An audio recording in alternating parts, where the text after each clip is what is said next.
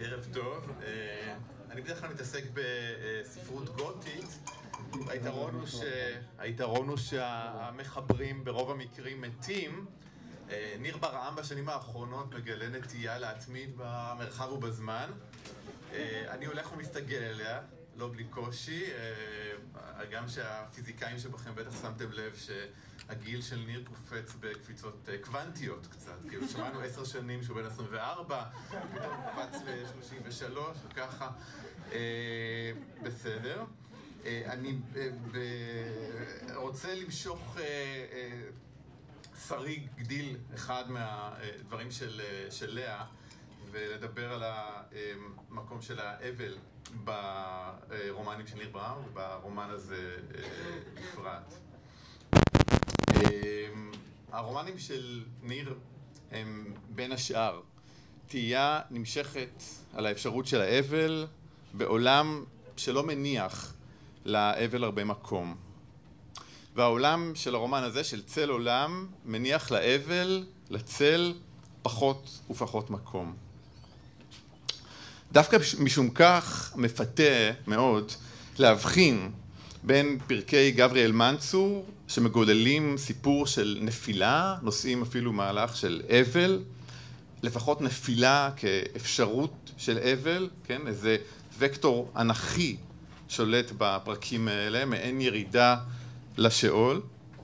מפתה להבחין את הפרקים האינטימיים, הכמעט דיסקרטיים האלה, מפרקי חברת הייעוץ למשל, שמוסרים באופן וירטואוזי, חד פעמי, מהלך מלא שמות, אבל אלמוני ביסודו, מהלך גלובלי, מהסוג שיהודה עמד עליו בצורה כל כך מדויקת, מהלך של התפשטות, התחלקות, הסתעפות באיזה וקטור אופקי, אורגניזם מערכתי שאי אפשר, לא באמת, לא ממש, לעצור, להשבית, ארגון מסתנף שאפילו השיבושים והתאונות חושפים את עקרון הפעולה שלו יותר מאשר מאיימים באמת על מהלכו. זה עולם שיכול להרוג, ועוד איך יכול להרוג, אבל נדמה שהוא עצמו איבד את הכושר למות, ועל אבל בטח שאין מה לדבר. כאן גלומה אולי הטעות ההירואית של האנרכיסטים שמנסים לחולל שביתה עולמית, לעצור מכונה שהמעצורים שלה קוצבים את המהלך שלהם, כמובנים לעצם ההתקדמות שלה. מכונה שהמקרה האנושי משמש ככלות הכל שמן שיחה לגלגלים שלה. וכאן אפשר להיזכר בקומדיות של צ'רלי צ'פלין, אפשר להיזכר ביומנים של קפקא, במקום של התקלה הטכנית של תאונת העבודה, שככלות הכל בונה את המהלך של הסרט הנע, מפרנסת אותו, מוליכה אותו הלאה, ואם כך, מה מקומה, מה תוכלתה של ההתנגדות, של השבירה, של הסטייה בתנאים האלה. אני חושב שמהטעות הנפלאה, הבלתי חלופית הזאת, נפתחים לפחות שני אופנים של קריאה. קריאה בעולם, קריאה בצל עולם. מצד אחד אפשר לחפש ברומן הזה חלקים מושבתים במרכאות, נקיים מהעקבות המשחיתים של הארגון המתפשט. קריאה כזאת תנגיד את הפרקים האלה, האדיפליים כתב מבקר אחד, הפרוסטיאנים כתב מבקר אחר, תנגיד אותם לפרקים של חברת הייעוץ. היא אפילו תחשוד בהם כקצת אנכרוניסטים, נוסטלגיים בספרותיות היתרה שלהם, בפאתוס, בעילה, בשאר הרוח הטרגי וכולי וכולי, אנכרוניסטים דווקא על רקע התאוצה והקצב של הפרקים הגלובליים. במובן מסוים, מובן שהרומן מגן עליו, זאת תהיה הקריאה האנכרוניסטית, הקריאה שתחפש אזורים של שביתה בתוך הרומן הזה. במובן אחר, זאת תהיה הקריאה המסורתית. קריאה אחרת תלמד מהכישלון של האנכרוניסטים ותניח שאין ברומן הזה, כמו בעולם הנורא שהוא מתאר, שאין בו חלקים מושבתים, שאין בו חלקים ניתנים להשבתה.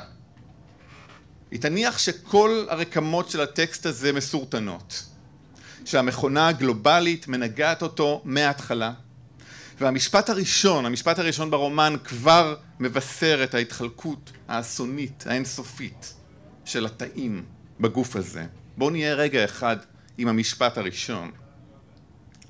לפחות פעם ביום הוא מקיש בגוגל את שמה של אמו המתה ומחפש תוצאות חדשות. אמרנו גבריאל אבל, או לפחות מבקש מוצא לאבל. אבל כשהוא עושה את זה הוא לא מדבר עם קרובי משפחה זקנים, הוא לא מעלעל באלבומים ישנים, והוא לא פותח מכתבים מציבים כדי לקרוא בהם שוב. הוא מוליך את האבל במשפט הראשון של הרומן, דרך הרשת המתפשטת, הגלובלית, הלא ניתנת להשבתה, של גוגל. הוא מגלה את מותה של אמו למקום שאין בו מוות, אני מצטט, כאילו הציפייה לתוצאה חדשה בגוגל, כמוה כציפייה לתנועה קלה מצידו של המת. במילים אחרות, המכונה כבר כאן, קילט אתר פנוי מיני. וזה בעיניי הכוח של הספר הזה, שאין בו שביתה, שהוא הולך ומתפכח מן האפשרות לעצור או ליפול או למות, כמו פעם בימים הטובים. ובתוך כך, מהאפשרות היבדלות פשוטה וטהרנית מהמנגנונים האיומים שהוא מתאר.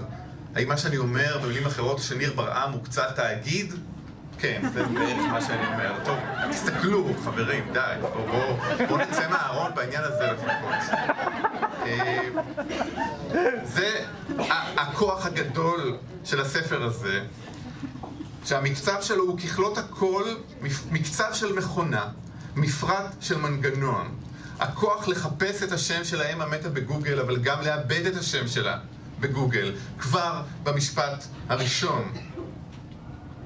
וכאן עולה השאלה שהרומן הזה מעלה בדחיפות מכאיבה כל כך.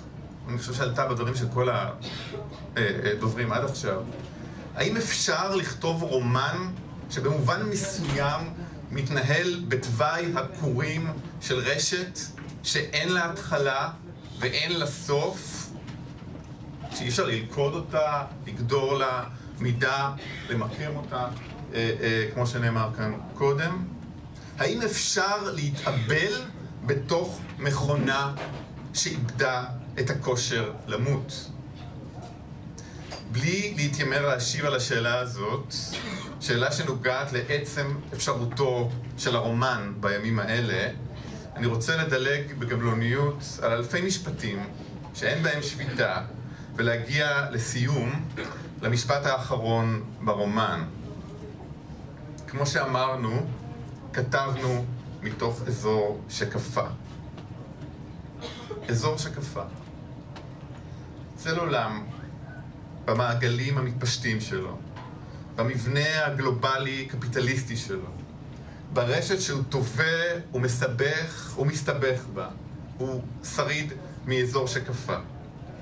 מן הכישלון להשבית את העולם נובעת כתיבה שאינה יודעת מעצורים. וככל שהיא שוטפת ומתפזרת ומתבזרת, ככל שהיא מפקירה את מתיה לארבע כנפות עולם, לכל סניפי הרשת היא מוליכה רגע כפו ושלם של אבל. והרגע הזה נותן תקווה בדיוק משום שהוא לא רגע תרפויטי. אין פורקן. הבכי הזה לא ימצא פורקן. לעד הוא יישאר חנוק, כפו, במורד הגרון. אבל די בו כדי לספק סיכוי שברירי לאנושי. זה כמעט הכל, זה אולי כל מה שאפשר, ועל זה תודה.